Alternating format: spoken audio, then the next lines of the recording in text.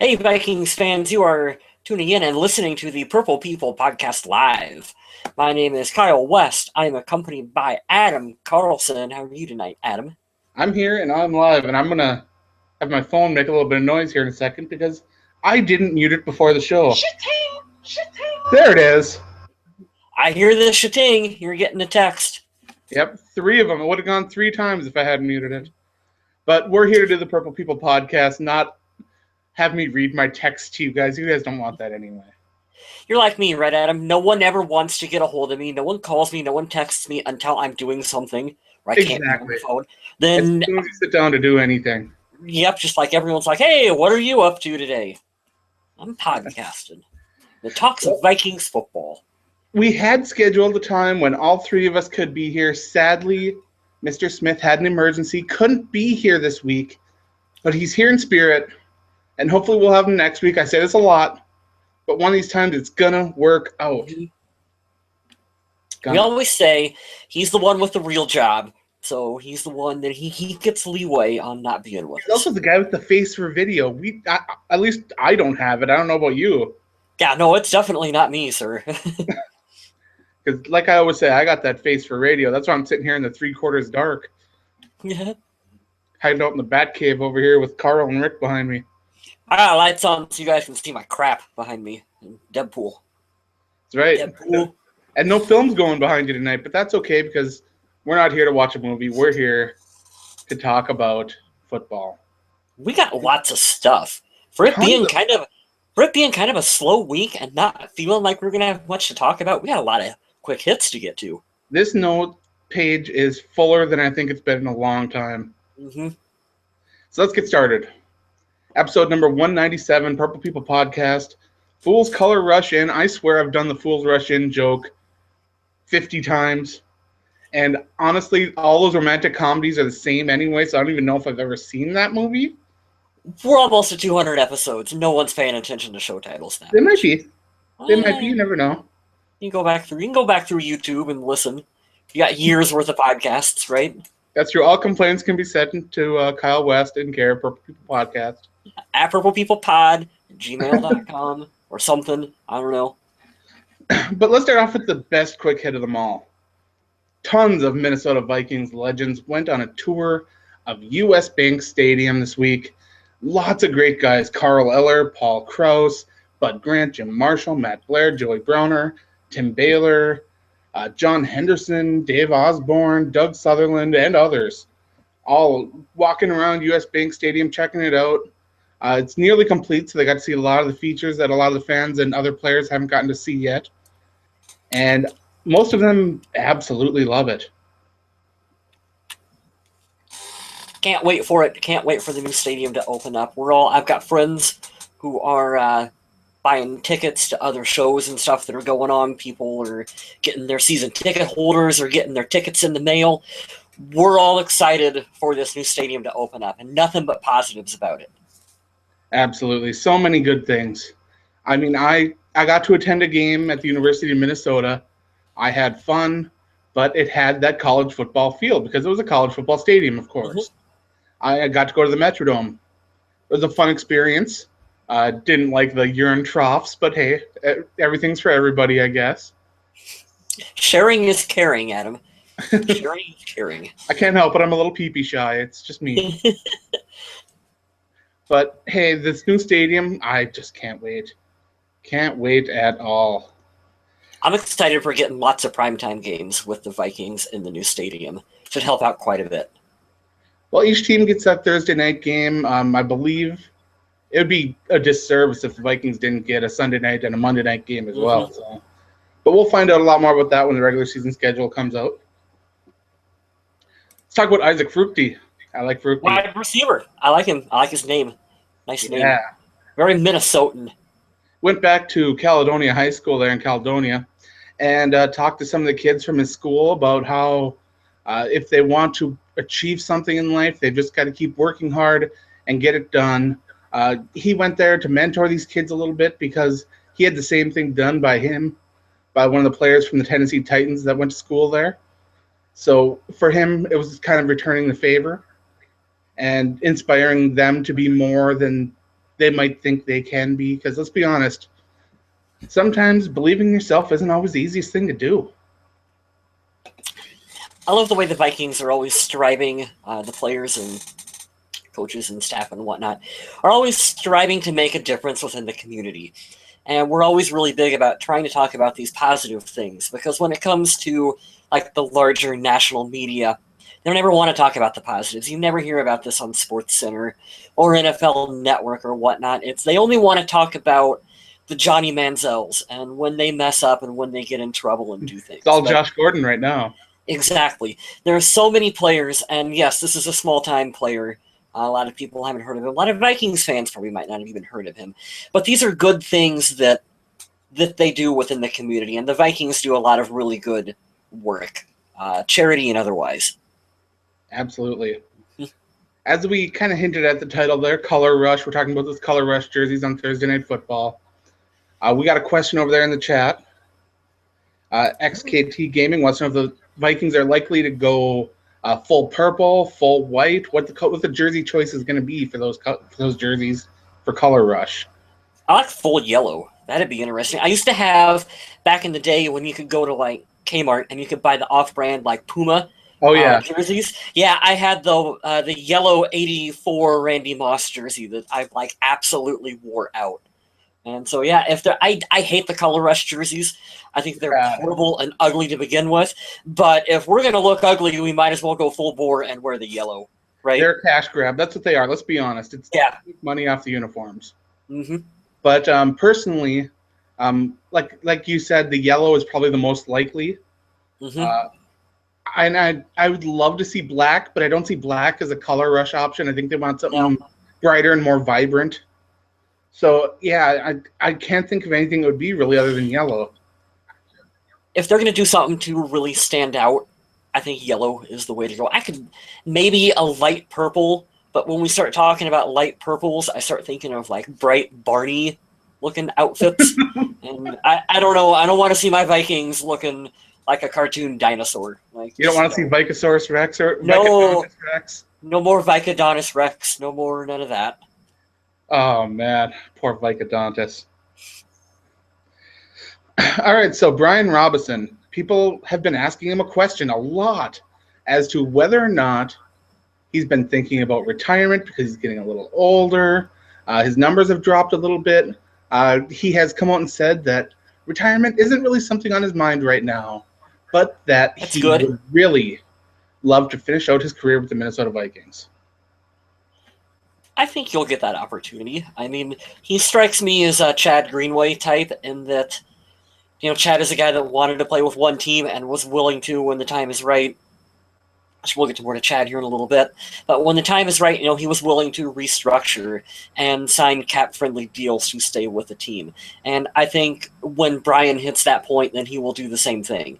If he really wants to stay in Minnesota, you know, he'll realize that maybe his numbers have taken a bit of a hit and his playing time isn't going to be what he's used to. And if he wants to stick around, he'll take that kind of deal that can work with the team. And I look forward to seeing Brian, though, for a number of years.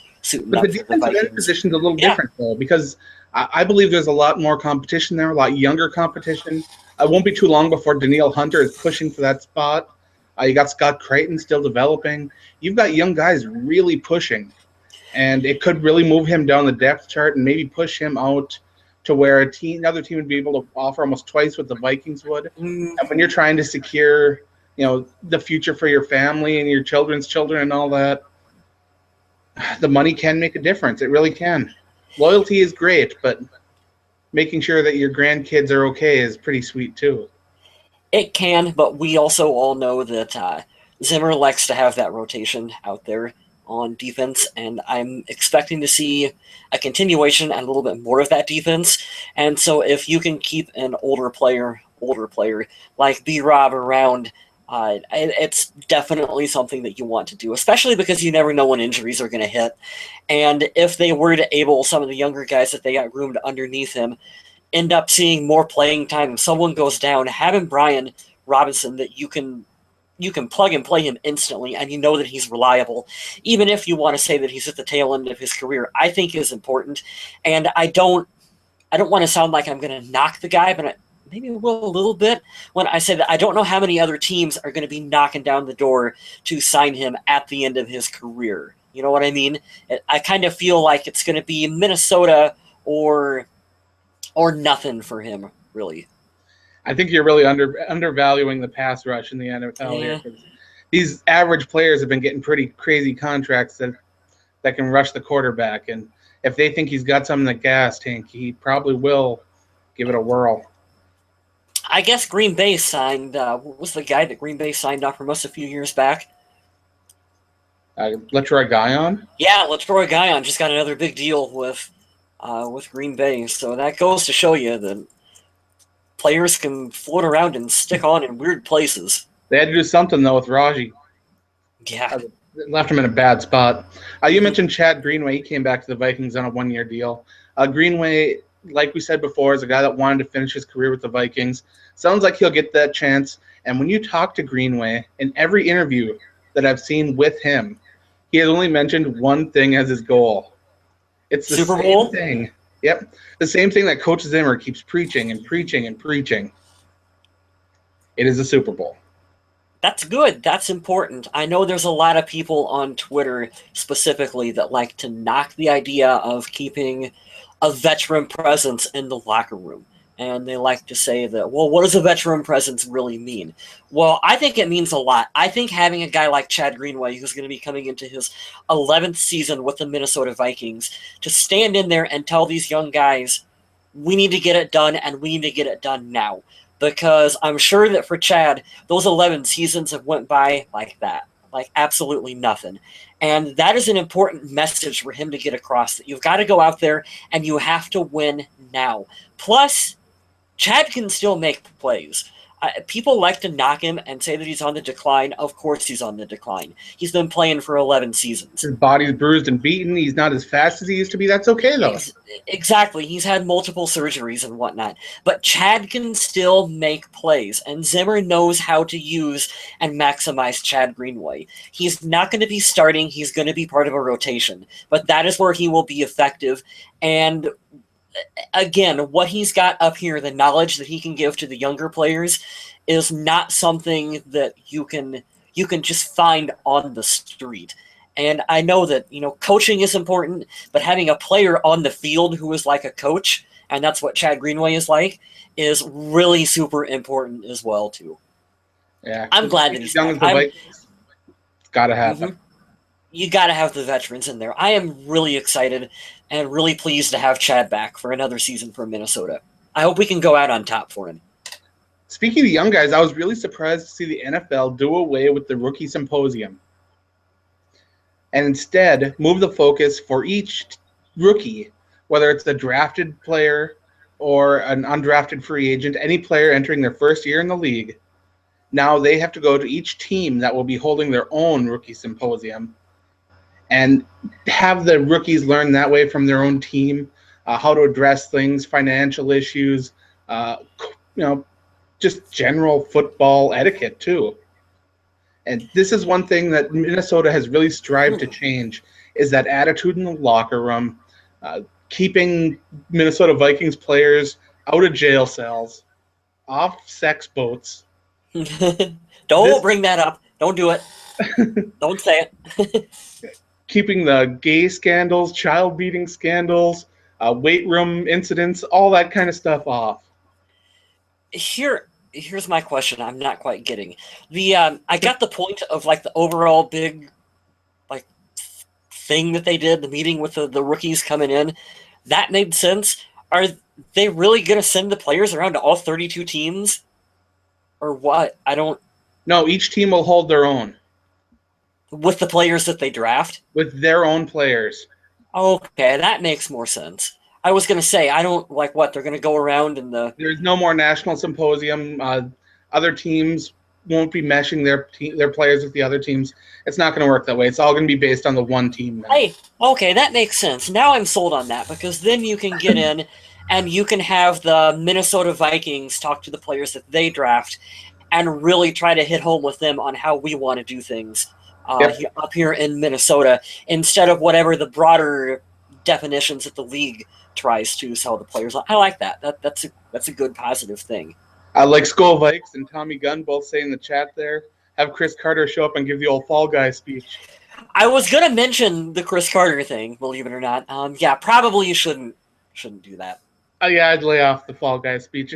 It didn't seem to hurt Teddy Bridgewater too much. Maybe he's got good Fall Guys. I don't know. I don't think that Teddy is getting in much trouble. So do you remember? What do you think Teddy's doing right now? He's probably at home playing Madden, right? I'd say that's probably about right. Yeah. You remember the whole Wells Fargo, your sign is messing up our whole U.S. Bank Stadium thing? You remember all that? Yeah, that's been all over my local news. I live in Iowa. I live in like the central part of Iowa around Des Moines. And I wouldn't think that really has anything to do with like our local coverage. It's been like all over our KCCI news stations and stuff. So yeah, I've been quite tuned in about that coverage. So Wells Fargo's sign sticks out, a little ways up above the top of the building. And it kind of disrupts the aerial advertising, which I don't know if that's like if planes go by and you look down and you see a Vikings logo or something. Is that what's going on? No, they've been Wells Fargo. They're kind of shitty to begin with. They've been putting like giant illuminated spotlights and other things pointing towards like their buildings that are around in the general area, like tacky signs up on the roof and stuff like that, to try to when the news teams come around and they're like, hey, U.S. Bank Stadium for the Vikings, we're going to show you what this looks like, to try to divert attention towards Wells Fargo. Yeah, it's really kind of, it's hard to believe that this is a professionally run banking company that's doing this. We used to have a Wells Fargo here, but they just had to close the branch. Yeah. It reminds me of two neighbors that can't get along. And so one neighbor puts up a giant tacky sign with spotlights on it. Like, that's what they're doing. Yeah, I don't know. Neither side can come to a compromise on this. So, of course, the courts are getting involved, and now they got to go back and forth with an arbitrator, try to figure something out. It just sounds like a mess and something that's going to take a long time to clean up legally, and I wouldn't expect any resolution anytime soon. No, and the only reason we get to cover this now is because it's the off season. It's true. We probably won't even discuss this once we got the draft and the preseason and all that. I don't know about you, but I cannot wait for actual like football. To give out a game ball? Oh, I want to give out a game ball so bad, but I want to talk about just some kind of tangible aspect of the Vikings. As soon as the draft is over with, we suddenly have an explosion of topics to start talking about again. And we've been kind of I feel like we're treading water. We're trying to get there. We're getting close, but not quite. Yeah, not quite. Charles Johnson had a broken rib for the 2015 season. That's what held him out a lot through the end of the season, when it looked like things were pretty desperate for wide receivers, and we were seeing Adam Thielen get a lot of playing time, which he played fairly well, I thought. But hopefully Charles Johnson can come back healthy and show a little bit more of that fire that he had in 2014. We had wondered all last season what had happened to Charles Johnson. We had high expectations for him coming in as being a go-to target for Teddy Bridgewater. And I think we all kind of assumed that he was injured and probably should have been on some kind of IR, but for whatever reason they kept playing him, and I'm not surprised to find out that it was the broken rib. He said that it was so bad that when he would jog, it would just pop out of place. But he wanted to play through the pain. He did. Tough as nails. Give him credit for it.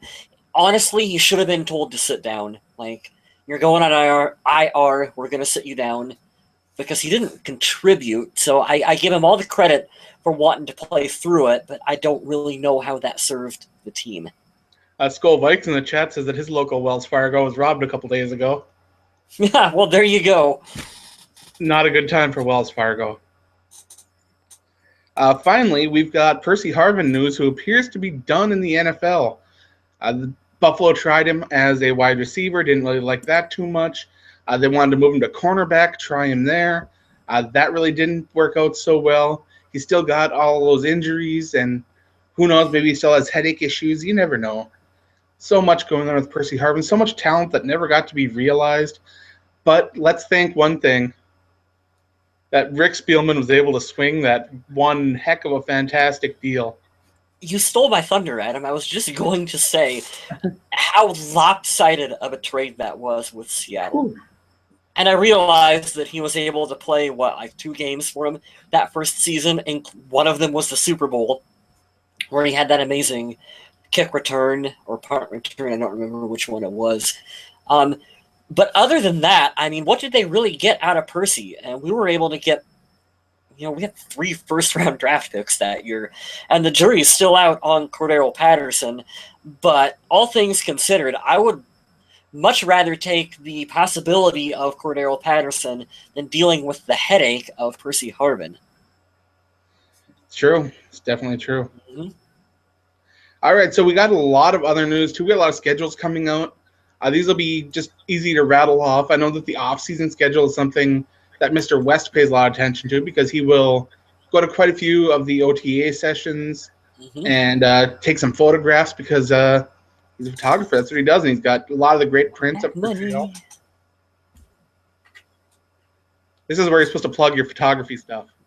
Oh, okay. Thank you. KyleWestPhotography.com. You can check it out. I have an album dedicated to the Minnesota Vikings. I was just looking at it the other day thinking I need to upload a whole bunch more stuff because I have so many photographs that you should check them out. I got lots of players that you're not going to find 8x10s of anywhere else because a lot of people focus on just the stars, and I like to grab all the other guys as well too, along with the big names on the team. So cool stuff. Check it out. Absolutely. Lots of cool photographs there, and we got some dates as to when he'll be there. The off-season program will start on April 18th with OTAs starting May 24th, with the first sessions running from the 24th to the 26th. Session 2 on May 31st. Session 3, June 1st, 2nd.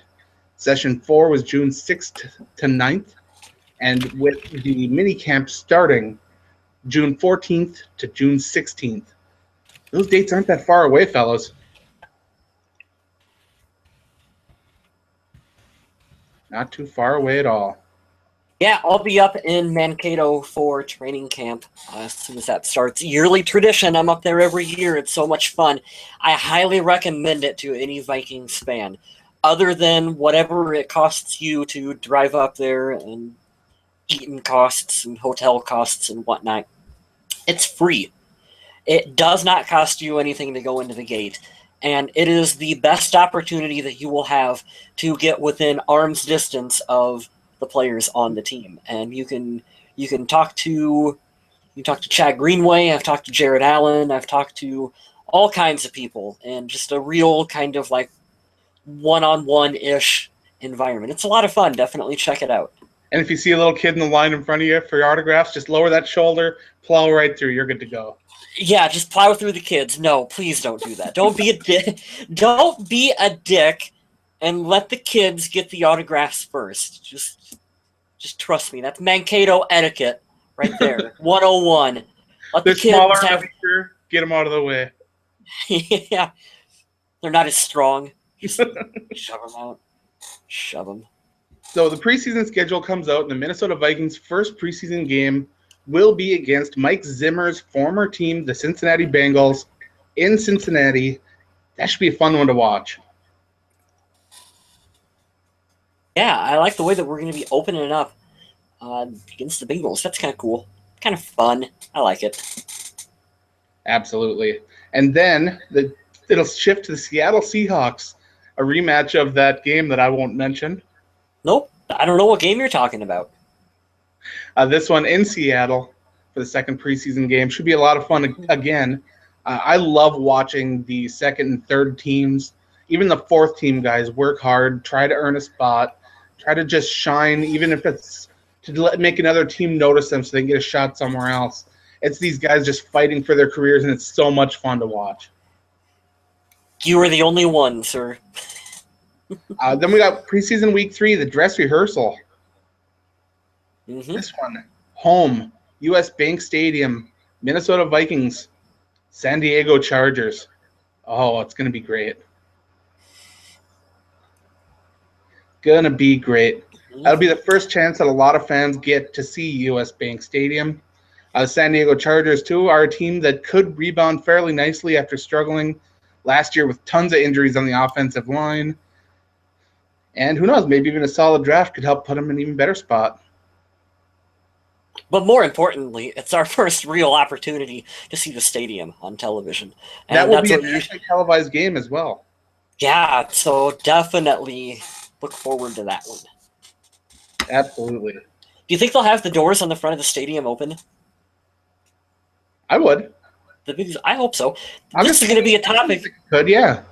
Yeah, that seems like nice weather. Like, let's get those big old doors open and as long as there's no tornadoes or anything.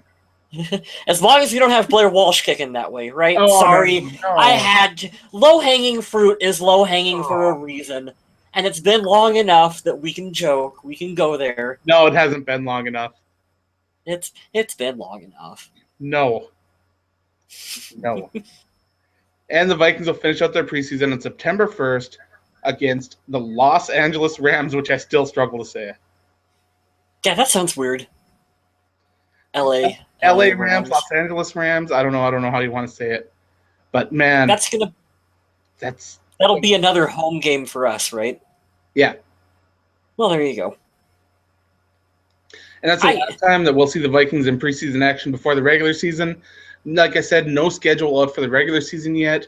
No real opponents scheduled. There is the rumor that the Vikings are playing the Lions on Thanksgiving. That has kind of been passed around through the Detroit Lions fan base, but I haven't seen anything to really confirm that yet. So that's the rumor. I hope it's not true because I want to spend Thanksgiving Day with my family. And my family is the Minnesota Vikings. My real family, nah. Oh. Nah. I'll watch Teddy and Adrian and all the rest on Thanksgiving. And I will be happy. I've got some great stories there in the chat going right now. Tommy Gunn talked about going to the Tennessee-Minnesota preseason game during Teddy's rookie year. We had a really good time and got to meet Jarek McKinnon's parents. See, that's a great reason to go right there. Fantastic. And XKT Gaming was talking about how he thought it was funny that the Packers publicly dreaded preseason games and then get hit with 5 preseason games this year. That's hilarious. They were one of the teams that went right away and said, hey, we need preseason games cut down to 3 or maybe even 2. And instead this year they get 5. I mean, honestly, I do agree with preseason being cut down, but it is funny that they got it's saddled like that complains that he's got like a couple pieces of broccoli on his plate, and his mom comes over, puts a couple more on there, and says, "Eat them, eat them, eat it." That's the way it goes. That's just the way it is. Yeah, that is cool though. It is cool, really quick, that he got to meet with Jarek McKinnon's parents. I think I probably told the story on the show. I'll keep it quick.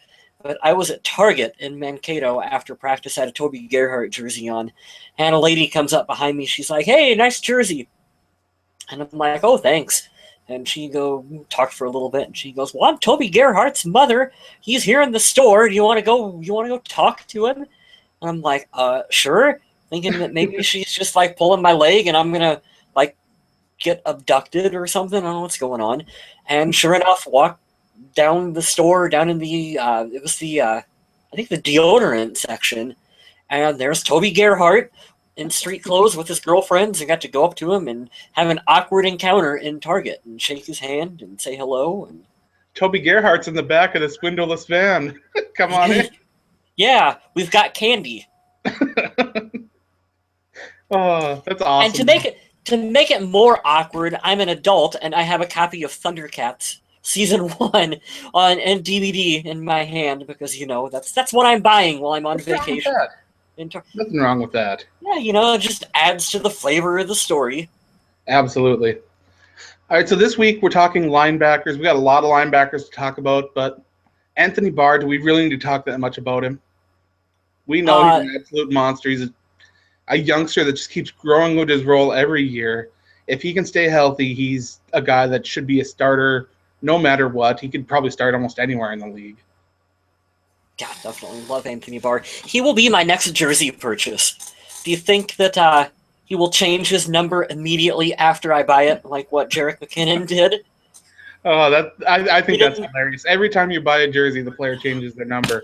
we didn't toss that into the quick hits, but he went from 31 to 21 because of course he changed his number. I bought his jersey like a couple months ago. It seems to be always the way it works for you.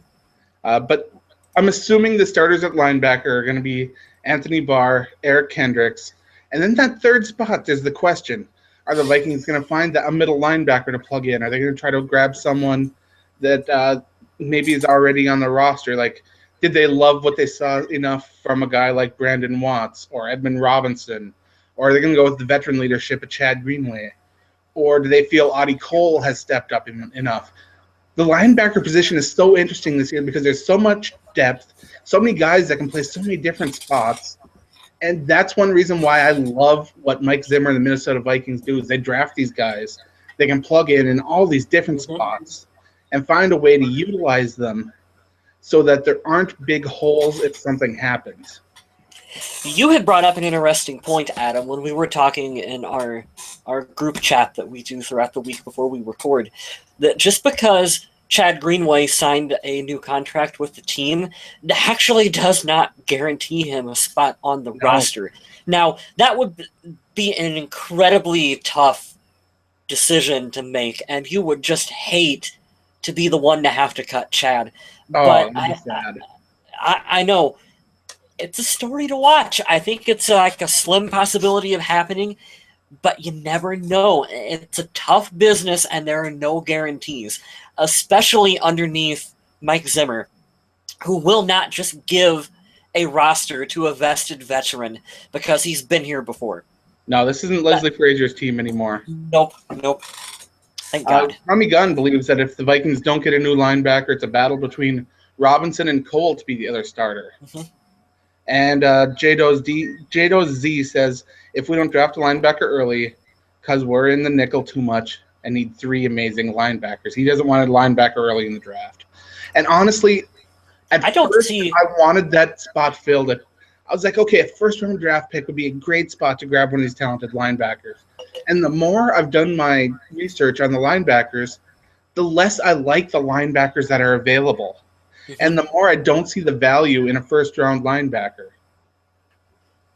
It's a position definitely that I feel like they can wait for. You can kind of let Chad retire. That opens up a roster spot, and you can see another season underneath guys like Audie Cole. Exactly what he's going to do. I'm a big Audie Cole fan, but it's also kind of put up or shut up time for him as well too. If he's going to be like a long-term contributor to this team, stay healthy and go out there and make plays on a consistent basis. Like we know you have the potential, so just be more consistent and do it. Yeah, Audie Cole's a guy that I expect to see a little bit more of a stride from, but he's got that versatility to where you can play him in any spot at linebacker, and that alone makes him valuable enough to be a guy that you could almost guarantee a roster spot to. I tell you who I love, and that's Eric Kendricks. You're looking at a young player that has such a bright future for this team. I'm just looking forward to seeing him play for Minnesota for years to come. I hope he Where did has he the slide length of that far in the draft? How did it happen? We got lucky. Every now and then you can get lucky, and that is one of those times that we just lucked the F out. There were so many linebacker needy teams, and they looked at him, and I don't know if it was his size that scared him or what it was, but for Eric I don't Kendricks know. not to be drafted by the Green Bay Packers or the Indianapolis Colts, teams that just needed a linebacker badly, the Chicago Bears needed one, and all those teams passing on Eric Kendricks, I never understood that. I had him as a first-round talent. For him to be able to pair back up with Anthony Barr at a professional level, I mean, you can't ask for a better situation than that. Absolutely. But sadly, the Minnesota Vikings won't be adding that third linebacker, Miles Jack. That's just not happening. He's a top 5 pick. You might as well write his name in ink to Jacksonville or a team in front of them because he ain't going past Jacksonville. That ain't happening. Do you remember There are sometimes I have a weird memory. Just stupid facts from shows that we've done 2 years ago stick with me. Do you remember when we signed Larry Lumpkin? I do remember Larry Lumpkin. Yeah, Larry Lumpkin. He was the linebacker, and I don't know what that has to do with anything. Probably nothing. But random fact: we used to have a guy named Larry Lumpkin on the team. I believe he was a guy that we wanted to see the Vikings pick up in the supplemental draft the year with Josh Gordon. I just liked it because his name was funny. But I don't think we're going to be getting any Larry Lumpkins. That was my expert analysis. He has a funny name. The Vikings should draft him. You'd be Another guy to keep your eye on, Brandon Watts.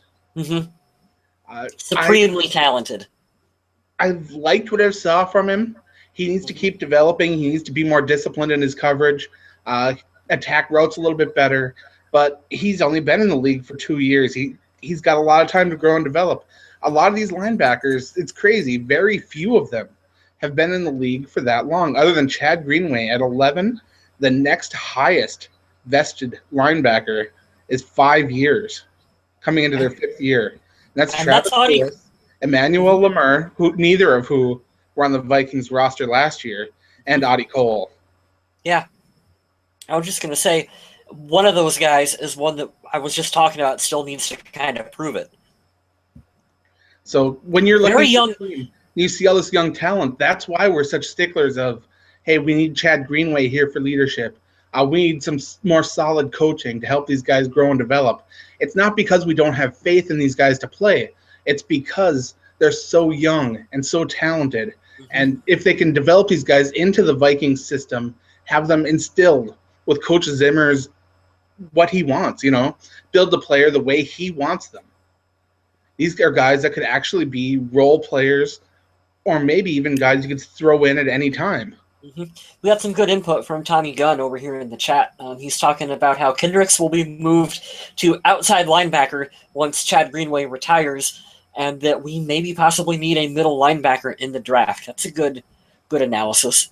It's a very likely situation. I could see Kendricks. He definitely has the athleticism to move to the outside. He doesn't have the big body to be a thumper in running situations, but he's a sure enough tackler to where he can get things done.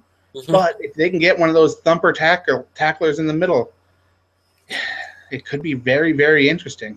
But I don't see that happening this year. Like Tommy Gunn said, once Greenway is gone, I don't see that happening this year. It's probably something that'll happen next draft.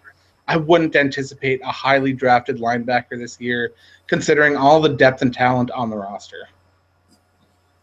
Unless, like Tommy Gunn said, it's a smaller linebacker that's like a safety linebacker hybrid, because there are some really excellent players in the draft that fit that mold as well.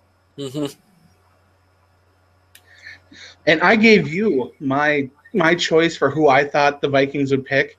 And at the time I did it, he was the 25th rated player on CBS Sports, Vernon Hargreaves. Well, have you checked a little bit more on how he's looking right now on most draft boards?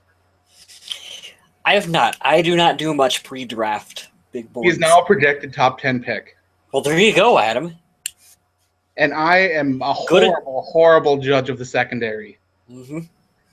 If you want me to judge any position, let me judge the offensive line. I watch those guys so close. If you ask me to watch a cornerback and know if he's going to be a star, I have no clue. If there's one thing longtime listeners of the show will know, it's that we love our linemen here on the podcast. Specifically, we show offensive linemen a lot of love. We give lots of game balls to the linemen. And usually they deserve some game balls. Okay, so let's go off script here a little bit, Adam, but we'll keep it on the linebackers. Do you feel, going into 2016, that linebacker, like the core that we're going to have, will be strength of the 2016 Minnesota Vikings defense? I don't know. I think that as long as this is Mike Zimmer's team, the focus will always be on containing the run and getting a pass rush. After that, it's going to be about having corners that can stay with receivers. Not necessarily the best coverage, not necessarily the best tacklers, but just above average guys that can be in position and kind of make a quarterback wonder if it's a safe throw or not. especially under pressure to make bad decisions. So I think that it's always going to be the defensive line. I think we're going to see maybe another pass rusher or a big defensive tackle going in the first 4 rounds of the draft for the Vikings. We're going to see something like that this year. I do believe that the linebacker situation is going to keep getting stronger. I love Kendricks. I love Barr. And they got to find that third guy that's just going to be a regular part of the team. And in the meantime, keep building and developing that defensive line because that is the bread and butter right there. I think that we're in for a really special season this year with Anthony Barr. I feel that he's already kind of broke out and made a name for himself, but I think you're really going to see him step up and play at a high, high level for this team. So, yeah, I do think that just based on his play and being able to have guys like Eric Kendricks next to him and Chad Greenway working in a rotation, I think that'll be a strong suit for the Vikings this year. Tommy Gunn's loving the O-line. He wants lots of O-line in the draft. All the linemen, just 10 linemen, every single time, just every lineman possible. We are definitely chatty tonight, so let's try to run this up and make it quick here because we are going a lot longer than we thought we would. We like long shows, right? We had a lot to talk about this week, though, the schedules and everything. Plus, the people in the chat love us, Adam. I love that we got the chat kicking tonight. It's a great thing. It's fun. Being able to schedule these shows so that people know when we're going to do it, it's great. Mm-hmm. But we went to their social media question of the week. Not a lot of chatter on this one, but we asked you guys, what aspect of US Bank Stadium are you looking forward to seeing the most? Examples include the art gallery, improved seating, the fancy glass roof, sliding doors. Get creative and tell us in the comments below. Thomas, wait for it, Buge, my favorite. Urinals, not a trough. There you go. I agree 100%. That trough was horrible. It's bad. Carlson says he hears they're putting Wi-Fi in the railings, and that's true. They are. Around the stadium, they're going to put Wi-Fi repeaters in each of it's a certain distance in the railings to ensure that everyone in the stadium has Wi-Fi to be able to send pictures of the game. Why wouldn't you want that as an NFL team? Be able to show all the cool stuff that's going on there. It's free advertising, basically. That would be fun. Like, we could go to a game and we could do Purple People podcast live, like stream from our phones as it's going on, right? True. You probably couldn't point it like at the field. I'm sure you get copyright claims out the ass if you did that. But you just keep it turned around and well, that's not where they put my copyright claims. Well, you know. Usually I just get cease and desist letters. You do. So we've never got one of those yet for the podcast, so that's good. John Johns wants to see the big ship outside with the projection sail. Oh, that's going to be sweet. And while you're there checking that out, you might want to check out the surrounding stones because you are going to see the Purple People podcast commemorative brick. Mm-hmm. Hopefully we'll be able to find it wherever they decide to put it, but it's got all 3 of the host names on it. We were going to put the Purple People podcast, but we'd had to have paid extra for the brick, and we didn't want to do that because we're cheap. John Dostal wants to see Aaron Rodgers on his back while Harrison Smith runs back a pick 6. You can't really argue too much with that. Matthew Kyle wants a 2017 Super Bowl banner. I'm not sure why he's skipping 2016, but hey, that's okay. I can wait till 2017. I've waited a lot of years already. I can keep waiting a little longer. We waited this long. Yeah, I'm in it long haul. Some guy, Tommy Goon. Some guy, just some guy. Says, I'm looking forward to seeing that new mural which depicts the lions, bears, and people with cheese on their heads being subjugated and forced to row the Vikings warship. Okay, that's not a thing, but it should be. It likely will be. No, we did not buy one of the troughs that when they were on sale. That's one of the last things I would ever want is something that people peed all over. Why would people want that? You could cut it up and you could make modern art out of it. You could make bowls out of it. Oh, oh, that's disgusting. We like I said, are lazy and didn't make up a social media question for next week. I But thought as we had always, one. we will. What's that? I said I thought we had one. You had one, but you didn't write it in the notes, and I don't know what it is. You said, I've got a great social media question for next week, and you never told me what it was or put it in the notes. Well, shit, I forgot what it was. Well, we'll get to you guys soon. You can tell how prepared we are. We've done this 197 times, folks. 197 times, and we still ain't got it right. Nope. One of these times it'll go off without a hitch. But up on social media, especially on Facebook, and Facebook automatically shares to Twitter. So if you're on Twitter, you'll also get all the links that we send out and everything. We'll post up next week's social media question. No clue what it's going to be about. We're getting a lot closer to the draft, so maybe we'll do a couple more draft-oriented questions. Maybe one about positions, then maybe specific players the week afterwards, and lead right into the draft with just start pounding some draft coverage, because that's what we want right now. It's fun. It's coming up. Draft. I'm looking draft playoffs. I'm looking forward to the draft. I'm never not looking forward to it. But we've had a quiet kind of off season for the Vikings, and not that you ever want to have drama regards to players like Adrian Peterson or whatnot, but it does kind of help pass the time a little bit, and it's been quiet. Like, we have just been struggling to post things up on Facebook. Nothing's happening.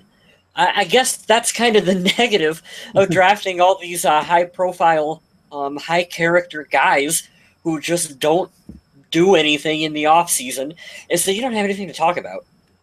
Nothing. To give us a little time, I'm sure Adrian will give us something. How about you do top 5 players most likely we'll draft? The problem here is that, Kyle West is a great guy. He knows a lot about Vikings football. He doesn't watch enough college football or do enough of the draft analysis to really have a great idea as to who would be a good fit. Over on the Viking Age, I've been doing the draft profiles, if you've been following those. I give my opinion on each and every prospect, how they'd fit with the team, the measurables from the combine, the positives and negatives about them, and all players they compare to in the NFL. I do lots of that stuff over there. So what I'd like to do is, one of these times when we get all three of us together, just write down a couple guys and debate, the merits of having them on the team.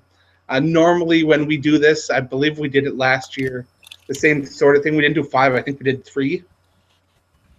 And no, it was we did this the year that we all wanted Manti Te'o. Remember that? Yeah, I do remember that. That was the year that I did a draft prediction for the Vikings, and I said that they were going to draft him. And what was the wide receiver that they ended up taking too? I don't remember. Oh, Keenan Allen. Keenan Allen. Yeah, I predicted that the Vikings would draft both of those 2 players, and then they both ended up going to San Diego. So if I'd have been a Chargers fan, man, I'd have been spot on with my predictions that year. Yeah, your draft was right on, just for the wrong team. wrong team. That's all I've got for this week. If you want to, and I highly recommend you do, if you're a fan of The Walking Dead, head on over to Undead Walking. Fear the Walking Dead Season 2 just kicking off. We're still doing a lot of coverage on The Walking Dead Season 6. So many questions there still. The cliffhanger, we're talking about that. Trying to figure a lot of the things out. Discussions, rumors, interviews, videos, lots of cool, fun stuff. So check me out there. Like I said, the Viking Age, I've got all the draft profiles going on. Head on over there, give them a look. Give me a comment in the comments. Let me know what's going on. You can talk to me about them if you want. At MN Viking Zombie on Twitter. You can get a hold of me there.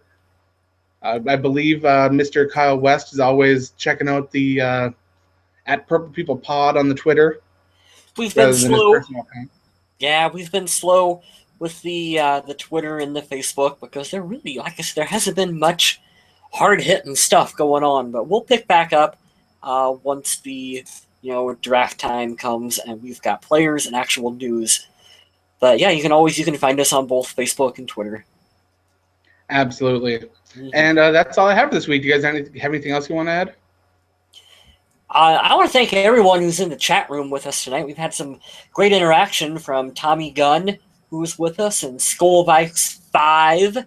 Yeah, we had more viewers this time than we ever have, and I believe that's because we sent the message out on social media. We scheduled the show so that people will know when we're on. And if you want to, you can hit subscribe to us down there right below the video. And that is where you can get notifications as to when we are scheduling our show.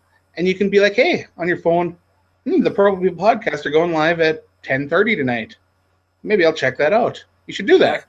Who are these clowns? Click, swipe.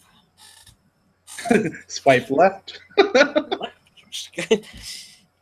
But thanks again for listening. And remember to stay classy, Minnesota.